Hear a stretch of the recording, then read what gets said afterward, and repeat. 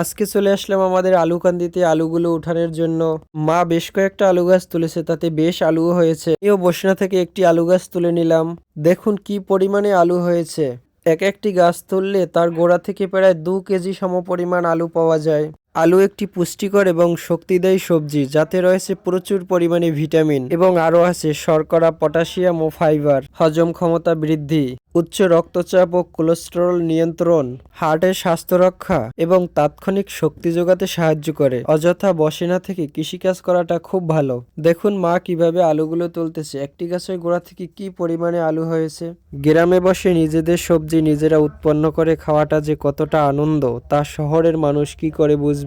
আমাদের সবজিগুলো একদম কীটনাশক ছাড়াই উৎপন্ন হয়, তাই স্বাদেও ভরপুর এবং পুষ্টিতেও একদম পরিপূর্ণ। দেখুন আলুর ক্যারেটটি বাবা কিভাবে নৌকায় নিয়ে আসতেছে। জল শুকিয়ে যাবে, তাই একটি ক্যারেট আমরা এপারে পার করে রাখলাম, যাতে পরবর্তীতে আমাদের কষ্টটা একটু হলেও লাঘব হয়। আমি নৌকাটি বেয়ে আস্তে আস্তে করে কান্দি থেকে একদম কিনারে চলে আসলাম, যেখানে আমরা ক্যারেটটি উঠিয়ে রাখবো। এই যে আমরা একদম পাড়ে চলে আসলাম। নৌকা থেকে এক পা বাবা কাদামাটিতে দিয়ে বেশ ধাক্কা দিয়ে আলুর ক্যারেটটি উপরে তুলে নিল। বাকি আলুগুলো জল ভরলে পরে আমরা নিয়ে আসবো। আলুগুলো বেশ বড় এবং কালারটি বেশ চমৎকার।